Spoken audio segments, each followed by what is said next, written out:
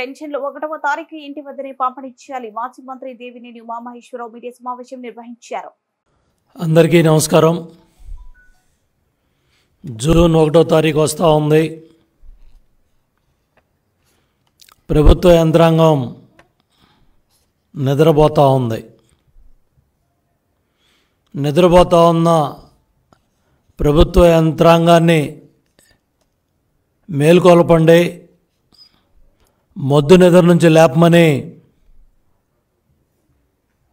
జాతీయ అధ్యక్షులు చంద్రబాబు నాయుడు గారి పిలుపు మేరకు 64 లక్షల మంది పెన్షన్దారులు, ఎవరైతే పింఛన్దారులు, వీళ్ళందరూ కూడా 1వ తారీఖు ఉదయం 6 గంటలకల్లా తెల్లవారేసరికి మా ఇంటికి పెన్షన్ రావాలని కోరుకుంటున్నారు. గత 2 నెలలుగా జగన్ నాటకంలో భాగంగా, జగన్మోహన్ రెడ్డి కుట్రలో భాగంగా చీఫ్ సెక్రటరీ జవహర్ రెడ్డి నడిపించిన యంత్రాంగంతో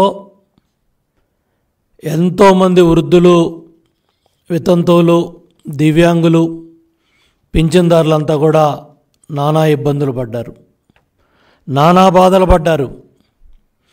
ఏప్రిల్ నెలలో, మే నెలలో వాళ్ళ బాధల వర్ణాతీతం.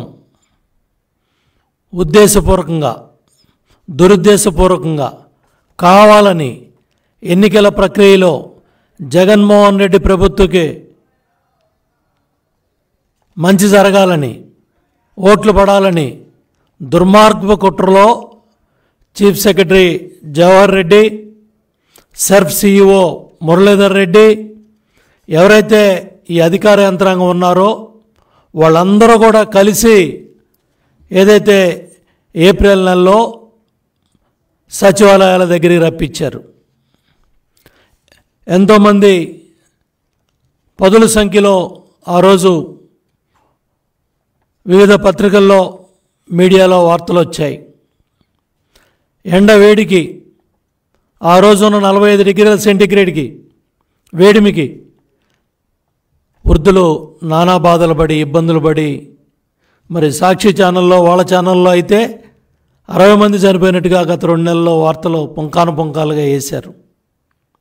వీటన్నిటికీ కూడా కారణం మీ జగన్ నాటకం, మీ దుర్మార్గం, మీ పైచాచికత్వం. రాజకీయ క్రీడలో అధికార యంత్రాంగాన్ని, అధికార పార్టీకి లబ్ధి చేయాలని అమాయకులైన పింఛన్దారుల్ని నానా బాధలు పెట్టారు. మహిళలను కానీ, వృద్ధులను కానీ, అవ్వలను కానీ, తాతలను కానీ. ఏప్రిల్ నెలలోనేమో సచివాలయాల చుట్టూ రప్పించారు. మే నెలలోనేమో బ్యాంకుల చుట్టూ తిప్పారు. నేను అడుగుతున్నా చీఫ్ సెక్రటరీ జవహర్ రెడ్డిని, సర్ఫ్ సిఇఓ మురళీధర్ రెడ్డిని, ఇంతవరకు ప్రభుత్వ పరంగా ఒక్క స్టేట్మెంట్ బయటకు వచ్చిందా? ఇళ్ళ దగ్గరికి వెళ్ళి ఎంతమందికి ఇచ్చారు? బ్యాంకుల్లో, ఏ బ్యాంకుల్లో ఎంతెంత డబ్బు వేశారు? ఇప్పుడు దాకా ఎంత విత్డ్రా చేశారు? ఎంతమంది తీసుకున్నారు? ఎన్ని ఇబ్బందులు పడ్డారు? ఆధార్ దెమ్మనొకడో, పాన్ దెమ్మనొకడో, ఈ బ్యాంక్ అదనొకడో, ఆ బ్యాంక్ అని సచివాలయ సిబ్బంది ఏ బ్యాంకులో ఉందని ఇళ్ళకెళ్ళి చెప్పి రమ్మన్నారు. అదే సిబ్బందితో ఆ డబ్బులు వెళ్ళి ఇంటి దగ్గర ఇవ్వడానికి ఏమి నొప్పి అని నేను అడుగుతా ఉన్నా చీఫ్ సెక్రటరీ జవహర్ రెడ్డిని. అయిపోయింది కదా, ఎన్నికలు అయిపోయాయి. ఇంకా మీ కుట్రలు ఆపండి, మీ కుతంత్రాలు ఆపండి, మీ దుర్మార్గాలు ఆపండి. జరిగిన అన్యాయాన్ని ఒకసారి చూడండి, జరిగిన నష్టాన్ని చూడండి, వాళ్ళు పడ్డ బాధలో మానవత్వం ఉంటే ఇమీడియట్గా స్పందించండి. ఈ నెలలో బ్యాంకుల్లో వేసిన డబ్బులు, ఏ బ్యాంకుల్లో ఎక్కడెక్కడ ఎంత డబ్బు పడింది, జిల్లాల వారీగా, రాష్ట్రం మొత్తం ఎందుకు ప్రభుత్వం ఈ వాస్తవాలన్నీ బయట పెట్టలేదు? ఎంత డబ్బు, ఇప్పుడు దాకా ఆ డబ్బు ఎంతమంది విత్డ్రా చేసుకున్నారు? ఇంకెంతమంది తీసుకోలేకపోయారు? ఈ నెలలో నెలాఖరికల్లా 31 కల్లా ఆ డబ్బంతా కూడా సచివాలయాలకు వెళ్ళాలి, సిబ్బందికి వెళ్ళాలి. లక్షలాది మంది ప్రభుత్వ ఉద్యోగులు ఉన్నారు. వాళ్ళందరితో కూడా బ్రహ్మాండంగా ఎవరైతే కౌంటింగ్ ప్రక్రియలో లేరో వాళ్ళందరినీ కూడా సద్వినియోగం చేసుకొని ప్రతి ఒక్క ఎవరైతే ఉద్యోగస్తులు ఉన్నారో వాళ్ళందరినీ కూడా ఇంటికి పంపిస్తే 45 నుంచి 50 మందికి 1 నుంచి 2 రోజుల్లో ఈ ప్రక్రియ అంతా కూడా పూర్తవుతుంది. పూర్తిగా పింఛన్లన్నీ కూడా ఇంటికెళ్ళి ఇచ్చే అవకాశం ఉంది.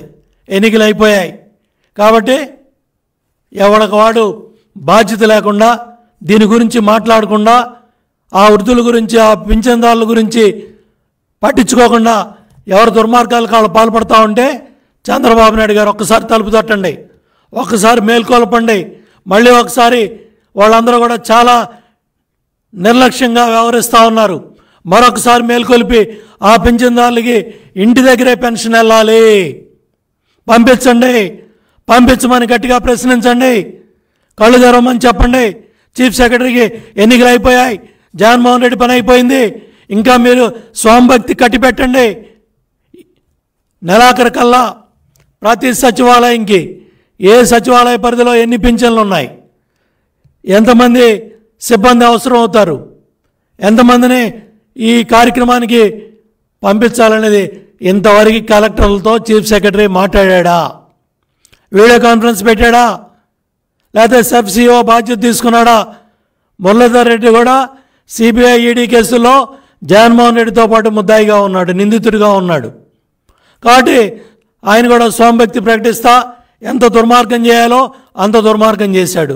మళ్ళీ ఒకసారి అధికార యంత్రాంగాన్ని చెప్తున్నాం, ఇవన్నీ సమీక్షించబడతాయి. ఇవాళ అమాయకులైన ఎవరైతే పింఛన్దారులు ఆ ఎండవేడికి బలయ్యారో ఆ మరణాలకి బాధ్యత వహించాల్సిన అధికారులు కూడా ఉన్నారు. వాటినన్నింటినీ కూడా సమీక్షిస్తాం. ఎవరైతే తప్పు చేశారో వాళ్ళ మీద కూడా చర్యలు ఉంటాయి. మళ్ళీ చెప్తా ఉన్నాం, ఈ నెలలో కూడా ఇమ్మీడియట్గా వీడియో కాన్ఫరెన్స్ తీసుకుంటారో, కలెక్టర్లతో మాట్లాడతారో, కలెక్టర్లకు ఆదేశాలు ఇస్తారో చాలా క్లియర్గా చీఫ్ ఎలక్షన్ కమిషన్ దగ్గర నుంచి ఆదేశాలు వచ్చాయి, సిఇఓ దగ్గర నుంచి ఆదేశాలు వచ్చాయి. అయినప్పటికీ కూడా కావాలని ఎన్నికలు ఉన్నాయి కాబట్టి ఆ ఎన్నికల్లో ప్రభుత్వానికి లబ్ధి చేయాలని chief secretary Jawahar Reddy, SERP CEO Muralidhar Reddy తీసుకున్న నిర్ణయాల వల్ల అమాయకులైన వాళ్ళు ఎవరైతే పెద్ద వయసులో ఉన్న అవ్వాతాతలో ఎవరైతే పాపం ఆ ఎండ దెబ్బకి ఆ ఎండ వేడికి బలైపోయారో వాళ్ళందరికీ న్యాయం చేయాల్సిన బాధ్యత మా మీద ఉంది. తప్పకుండా ఈ తప్పు చేసిన అధికారులు కూడా మూల్యం చెల్లించుకుంటారు. అందుకనే మళ్ళీ చెప్తా ఉన్నా, చీఫ్ సెక్రటరీ జవహర్ రెడ్డికి ఇమ్మీడియట్గా కలెక్టర్ల కాన్ఫరెన్స్ తీసుకొని ఏదైతే వాళ్ళ 13,000 కోట్లు ఏప్రిల్ 1 పెన్షన్ ఇవ్వాల్సింది, మార్చి చివరి వారంలో దగ్గర 13,000 కోట్లు జగన్మోహన్ రెడ్డి ప్రభుత్వం వాళ్ళ తాబేదారులకి, వాళ్ళ పార్టీ ఎవరైతే ఏజెన్సీలు ఉన్నాయో వాళ్ళందరికి కూడా పింఛన్దారుల డబ్బులు 1వ తారీఖు, 2వ తారీఖు, 3వ తారీఖు కూడా రాని సచివాలయాలు ఉన్నాయి ఏప్రిల్ నెలలో.